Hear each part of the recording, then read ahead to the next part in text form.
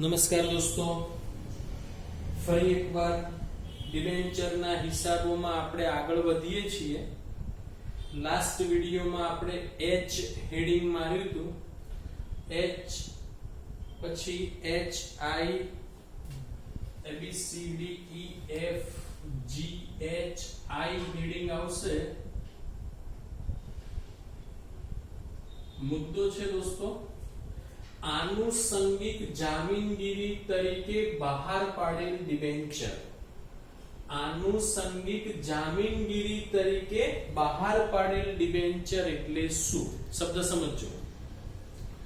જે ઘણીવાર કંપની બેંકમાંથી લોન લે તો કંપનીએ પોતાની મિલકત ગીરવે મૂકવી પડે.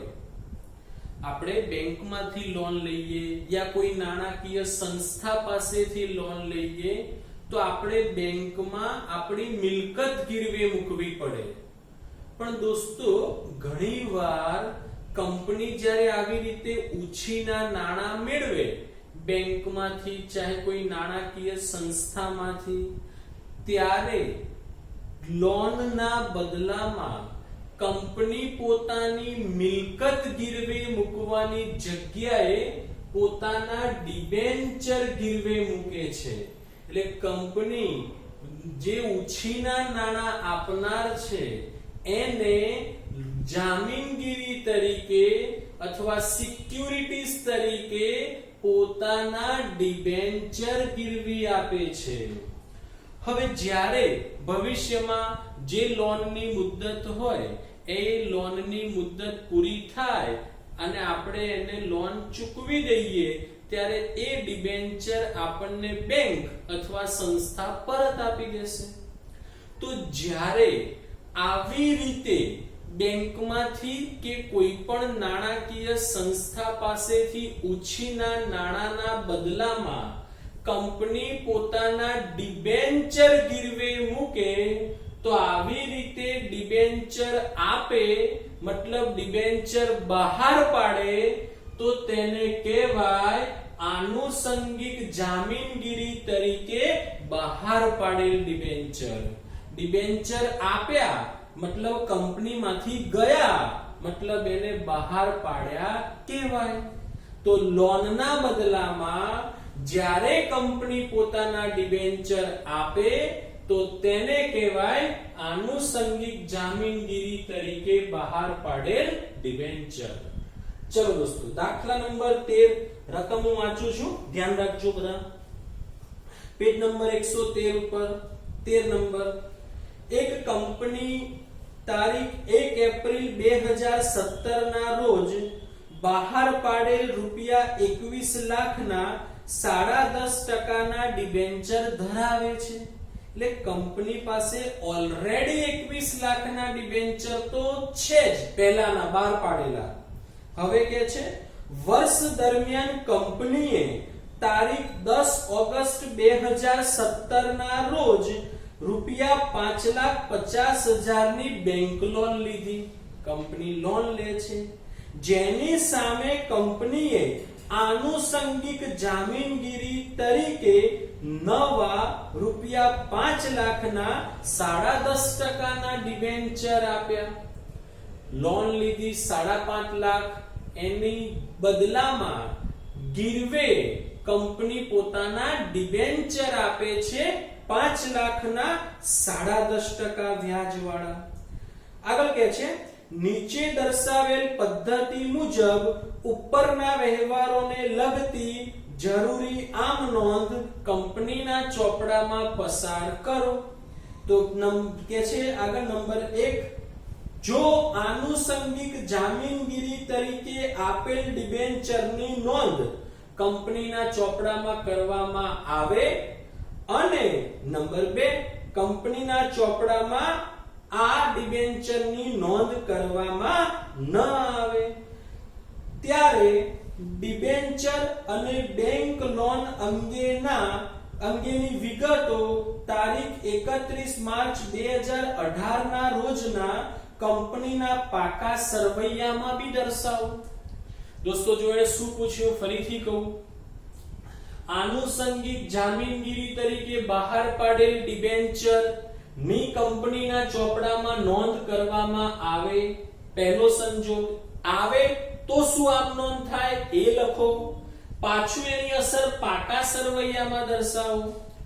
નંબર 2 નોંધ કરવામાં ન આવે ત્યારે શું આમ નોંધ થાય એ લખો. એને પાછા પાકા સરવૈયામાં કેવી રીતે દર્શાવાય એ બતાવો. બે સંજોગ છે દોસ્તો. નંબર 1 વાત કરીએ કે ડિબેન્ચર જે આપણે આનુષંગિક જામીનગીરી તરીકે આપેલા છે એની ચોપડામાં નોંધ કરવામાં આવે. તો ચલો કઈ તારીખે આપણે લોન લીધેલી પહેલા 10 ઓગસ્ટ 2017. તો પહેલી આમ નોંધ આવશે 10 ઓગસ્ટ એટલે 10 ઓગસ્ટ બરાબર છે 17. ચલો લોન લઈએ દોસ્તો બેંકમાંથી તો શિલ્લક વધે બેંકમાં. બેંક આપણને લોન આપે છે. બેંક ખાતે ઉધાર લોન લીધી 5,50,000 અને લોન આપણું દેવું છે. દેવું હંમેશા જમા થાય તો તે બેંક લોન ખાતે. બેંક લોન આપનાર છે. આપણું દેવું છે 5,50,000. હવે આના બદલામાં આ તો લોનની આમ નોંધ છે બંને જગ્યાએ કોમન રહે. હવે ડિબેન્ચરની જો નોંધ કરવાની હોય આનુષંગિક જામીનગીરી તરીકે જે ડિબેન્ચર આપ્યા એની નોંધ કરવાની હોય તો કેવી રીતે થાય એની વાત કરીએ દોસ્તો. ચલો તો ડિબેન્ચર આપ્યા ને મતલબ કંપનીમાંથી ગયા ને એનો મતલબ થાય ડિબેન્ચર બહાર પાડ્યા. મતલબ ડિબેન્ચર બહાર પાડીએ એટલે દેવું વધે. દેવું વધે તો દેવું જમા થાય તો તે 10.5% ના 5 લાખના ડિબેન્ચર 10.5% વાળા છે તો તે 10.5% ના ડિબેન્ચર ખાતે 5 લાખ. ઓકે. અચ્છા જમા તો દોસ્તો ડિબેન્ચર ખાતું થયું. હવે ઉધાર કોને કરવા તો મને કો આ ડિબેન્ચર આપણે ગીરવે મૂક્યા મતલબ કોને આપ્યા બેંકને. બેંક કોણ છે લેનાર. શું થાય ઉધાર. કોણ થાય બેંક. તો આપણને એવું લાગે કે બેંક લેનાર છે બેંક ઉધાર થાય પણ દોસ્તો બેંક ખાતું ઉધાર ત્યારે થાય જ્યારે આપણી બેંકમાં શિલ્લક વધતી હોય. ડિબેન્ચર ગીરવે મૂકવાથી બેંકમાં શિલ્લક વધે નહીં. અચ્છા તો આપણને એમ થાય બેંક લેનાર નથી તો દોસ્તો બેંક લેનાર નથી કારણ કે ગીરવી મૂકેલી વસ્તુ એની માલિકીની ના થઈ જાય કારણ કે આપણે જ્યારે લોન પરત કરીશું ત્યારે એ ડિબેન્ચર બેંક આપણને પરત આપશે. એટલે અહીંયા બેંક લેનાર છે એવું કહેવાય નહીં. તો દોસ્તો કોણ લેનાર છે તો કે કોઈ નથી લેનાર. તો કોઈ લેનાર નથી તો ઉધાર કોઈ થાય જ નહીં. પણ દોસ્તો આમ નોંધ તો લખવી પડે ને તો તમારે અહીંયા ટેમ્પરરી આમ નોંધ લખવા માટે ડિબેન્ચર ઉપલબ્ધ ખાતું ઉધાર કરવાનું. કયું ખાતું ઉધાર કરવાનું દોસ્તો ડિબેન્ચર ઉપલબ્ધ ખાતે ઉધાર.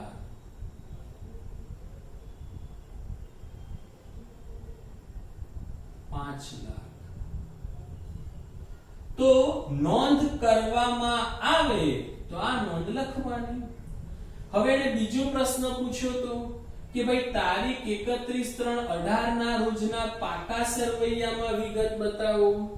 હવે દોસ્તો કંપનીનું પાકું સરવૈયું તમે હજી આના પછીના ચેપ્ટરમાં ભણવાના છો એટલે તમને આમાં બહુ ખબર નહીં પડે. આ નમૂનો કંપનીના પાકા સરવૈયાનો છે એ આના પછીના ચેપ્ટરમાં શીખવાડવામાં આવશે. પણ એ કંપની પોતાનું પાકું સરવૈયું દોસ્તો ઊભા સ્વરૂપે બનાવે. ઊભા આપણે અત્યાર સુધી ભણ્યા હતા આડું મૂડી દેવા મિલકત લેણા, એની જગ્યાએ કંપનીમાં દોસ્તો શું આવે? ઇક્વિટી અને જવાબદારી પહેલો ભાગ, પછી બીજો આવે બી કરીને મિલકતો.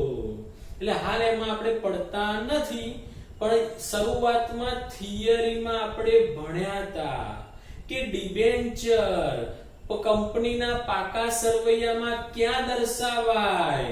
તો કે ઇક્વિટી અને જવાબદારી બાજુ બિન ચાલુ જવાબદારીના મથાળા નીચે ડિબેન્ચર બતાવાય છે. તો જુઓ, ઇક્વિટી અને જવાબદારીની અંદર પહેલું હેડિંગ દોસ્તો શેર હોલ્ડર્સ ના ભંડોળ આવે, બીજું હેડિંગ બિન ચાલુ જવાબદારીઓ આવે, એની અંદર લાંબા ગાળાના દેવાની હેડિંગની અંદર ડિબેન્ચર દર્શાવાય છે. તો હું લખું છું દોસ્તો 10.5% ના ડિબેન્ચર આપણે બહાર પાડેલા હતા અગાઉથી પહેલા 21 લાખ ના યાદ આવે તો બરાબર ને દોસ્તો? 21 લાખ વાળા ડિબેન્ચર આપણે પહેલા બહાર પાડેલા છે. બરાબર. હવે આગળ બીજા આપણે કયા બહાર પાડ્યા? 10.5% ના. તો 10.5% ના બીજા બી બહાર પાડ્યા આનુષંગિક જામીનગીરી તરીકે.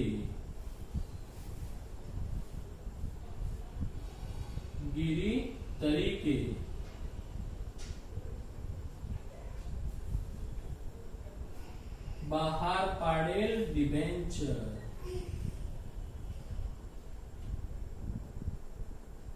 5 લાખ. પણ આને દોસ્તો ચોપડે ના દર્શાવાય, કારણ કે હજી આ આપણે ગીરવે મૂકેલા છે, તો એમાંથી તમારે માઈનસ કરી દેવાના. ડિબેન્ચર ઉપલક ખાતું આપણે લખ્યું હતું, લખી, કારણ કે ચોપડે દર્શાવવાના છે એટલે આ એની નોંધ બતાવવી પડે. એટલે આપણી પાસે બહાર કોઈ દેવું નથી, ખાલી આ ગીરવે મૂકેલા છે. ઓકે દોસ્તો. અને હજી આપણે કયું દેવું બીજું છે આપણી પાસે? Bank loan. કેટલી બેંક લોન લીધેલી? 5,50,000. અને આ લોન પેટે આપણે કેટલા ડિબેન્ચર ગીરવે મૂકેલા છે? 5 લાખના. તો અહીંયા લખવાનું રૂપિયા 5 લાખ ના ડિબેન્ચર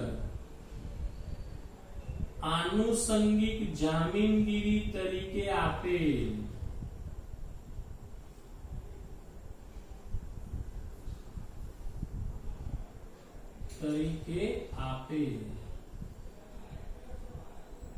ઓકે. તો દોસ્તો આને કહેવાય નોંધ કરવામાં આવે એ સિચ્યુએશન. બરાબર, નોંધ કરવામાં આવે. હવે બીજી પરિસ્થિતિ છે દોસ્તો, આનુષંગિક જામીનગીરી તરીકે બહાર પાડેલ ડિબેન્ચરની નોંધ કંપનીના ચોપડામાં કરવામાં ન આવે તો શું ફેરફાર થાય? સાંભળજો. તો આ આમ નોંધ ના લખાય, કારણ કે નોંધ નથી કરવાની. તો ખાલી લોન લીધી, એક જ આમ નોંધ આવે, આમ નોંધ એક જ, આ ના આવે. બીજું, અહીંયા પણ નોંધ ના થાય, તો આ આખો ભાગ કાઢી નાખવાનો દોસ્તો. આ આખો ભાગ કાઢી નાખવાનો. ખાલી આ જ બે લખવાના દેવા, જે જૂનું દેવું હતું 10.5% ના ડિબેન્ચર એ અને બેંક લોન. અને ખાલી તમારે આ કાઢી નાખી અને આના કૌંસમાં એવું લખવાનું, આ ઉપરાંત 5 લાખના ડિબેન્ચર આનુષંગિક જામીનગીરી તરીકે આપેલ, એવું આના કૌંસમાં લખવાનું. ઓકે દોસ્તો.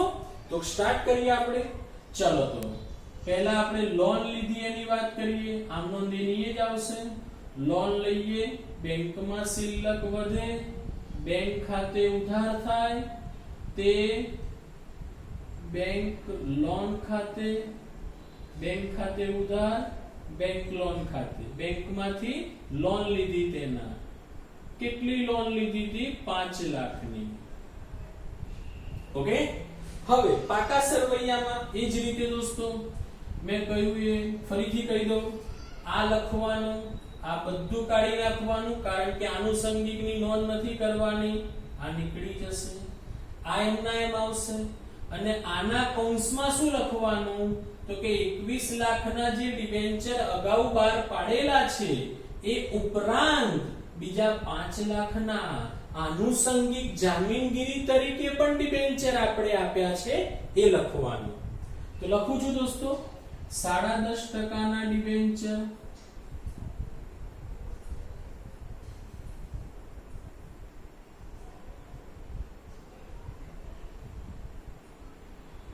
₹21 લાખ કૌંસમાં આ ઉપરાંત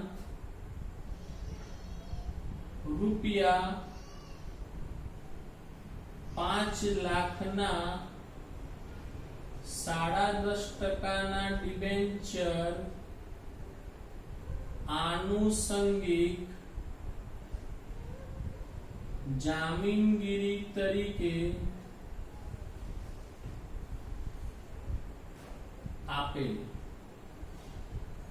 કે બહાર પાડે, જે લખો તે બરાબર તરીકે આપેલ. ઓકે, બસ પછી તો દોસ્તો બીજી એક વાત શું લખવાની, બેંક લોન 5 લાખ, અને એના કૌંસમાં બી આપણે અહીંયા લખ્યું હતું એ જ ₹5 લાખ ના ડિબેન્ચર ના 10.5% ના ડિબેન્ચર આનુષંગિક જામીનગીરી તરીકે આપેલ. ઓકે દોસ્તો, બસ આપણો દાખલો પૂરો છે. મુદ્દો આપણે સમજ્યા દોસ્તો, આનુષંગિક જામીનગીરી તરીકે બહાર પાડેલ ડિબેન્ચર. ચાલો ઓકે દોસ્તો, અહીંયા રહેવા દઈએ આટલે સુધી.